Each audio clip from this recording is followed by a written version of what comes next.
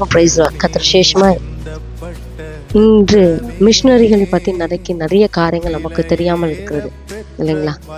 இந்த மிஷினரியின் வாழ்க்கை வரலாறு என்ற தலைப்பில் இன்னைக்கு இந்த போட்டோல இருக்கிற மனிதனை பற்றி நம்ம தெரிந்து கொள்ள போகிறோம். யோசிக்கலாம், யாரடா இவர் அப்படின்னு. இவருக்கு தான் பால் ஆங்கின்ஷோ, யோய்டோ திருச்சபையின் மூத்த போதகர். 21ஆம் ஆண்டு சிறந்த போதகராகவும் கின்னஸ் சாதனை படைத்த போதகராகவும் தென்கொரியாவின் பெரிய சபையை வைத்து நடத்திய போதகராகவும் விளங்கியவர் தான் இந்த பால் ஆங்கின்ஷோ. இவர் பிறப்பு 1836ஆம் ஆண்டு பிப்ரவரி மாதம் 14ஆம் தேதி பிறந்தார். 9 பிள்ளைகளுக்கு முதலாவது மகனாய் தன் பெற்றோருக்கு பிறந்தார். முதல் பிள்ளைனாலே குடும்பத்தை எடுத்து நடத்த வேண்டும் என்பது பொறுப்பு அதிகமாய் வந்துவிடும் இல்லைங்களா?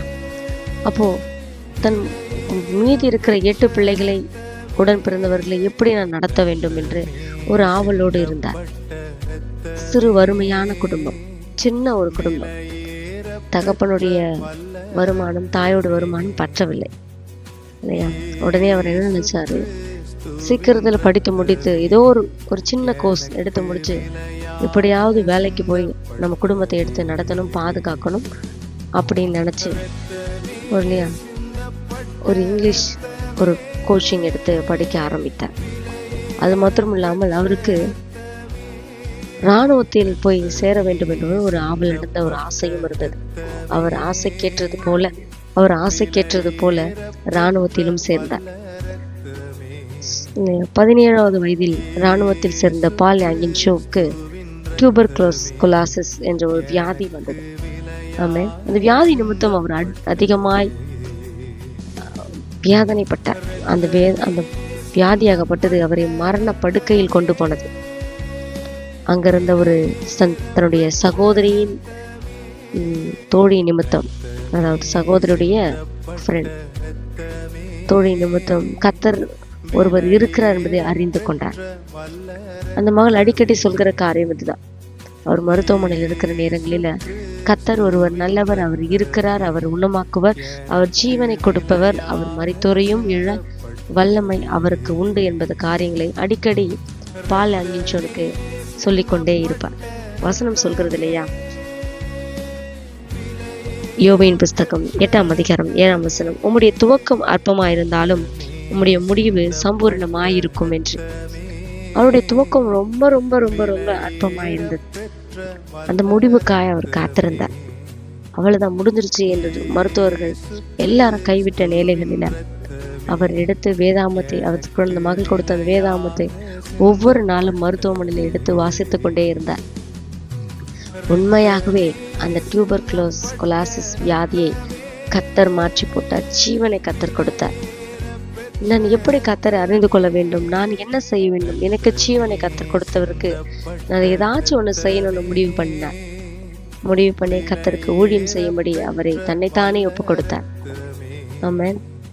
வெளியில வந்து தன்னுடைய வேதாகம கல்லூரியை முடித்தார். அந்த வேதாகம கல்லூரி நடத்திய அந்த ஒரு போதகருடைய தாயாரை சந்தித்து அவர்களுடைய வீடுகளில போய் தங்கினார். ஏன்னா இவர் இருந்த அந்த மருத்துவ காலத்திலேயே தன் குடும்பங்கள் எல்லாவற்றையும் இழந்தார், மரித்து போனார்கள். யாரும் தெரியல அவருக்கு. அந்த போதகருடைய அந்த தாயாருடைய வீடுகளில தங்கினார். அவங்களுடைய 3 பிள்ளைகள், இவர் பால் ஆங்கின்ஷோ, மொத்தம் 5 பேர்கள் சேர்ந்து இந்த ஊழியத்தை தொடங்க ஆரம்பித்தார்கள். அது மட்டும் இல்லாமல் இந்த ஊழியமாகப்பட்டது 5 பேரை வைத்து ஆரம்பித்த ஊழியம். அன்னைக்கு ஒரு நாள் சரியான மழை. அந்த மழைக்காக ஒரு வயதான தாயார் ஒதுங்கி நிற்பாங்க இல்லையா, மழைக்காக, அந்த மாதிரி ஒதுங்கி நின்று வந்த ஒரு தாயார் சபைகள் இருந்து நடப்பப்பட்டது. ஆரம்பம் ரொம்ப ரொம்ப ரொம்ப ரொம்ப அற்பம். 6 ஆத்துமாக்களை வைத்து அன்று யோடோ திருச்சபை நடத்தப்பட்டது. இன்று 8 லட்சம் ஆத்துமாக்களை கர்த்தர் கொடுத்து நடத்தினார். யோசித்து பாருங்க, ஆரம்பம் அற்பம் தான் இருக்கும். இன்னைக்கு இந்த மிஷினரி வாழ்க்கை வரலாறுல பால் ஆங்கின்ஷோவை பற்றி நம்ம தெரிந்து கொண்டோம். இல்லைங்களா? உண்மையாகவே ஆரம்பம் ரொம்ப அற்பமான வாழ்க்கை, ஆனால் முடிவு 8 லட்சம் ஆத்துமா, கின்னஸ் சாதனை, பெரிய சபை, யோய்டோஸ் திருச்சபை, நம்ம தென்கொரியாவின் மிகப்பெரிய சபை. இது எல்லாவற்றுக்கும் காரணம் ஆரம்பம் அற்பம். இன்னைக்கு இந்த வார்த்தைகளை கேட்டுக்கொண்டு உங்க வாழ்க்கையில ஆரம்பம் ரொம்ப அற்பமா இருக்கும், ஆனா உங்க முடிவும் கண்டிப்பாகவே சாதனையாய் கர்த்தர் மாற்றுவார். சாதனை படைத்தவர்களுடைய பட்டியலை நாம் பார்த்து கொண்டிருக்கிறோம். நீங்களும் சாதனை படைத்தவர்களாய் கர்த்தர் உங்களை மாற்றுவார். அடுத்த ஒரு நாட்களில அடுத்த ஒரு மிஷனரியை பார்த்து நம்ம கற்றுக்கொள்ளலாம். ஆமென்.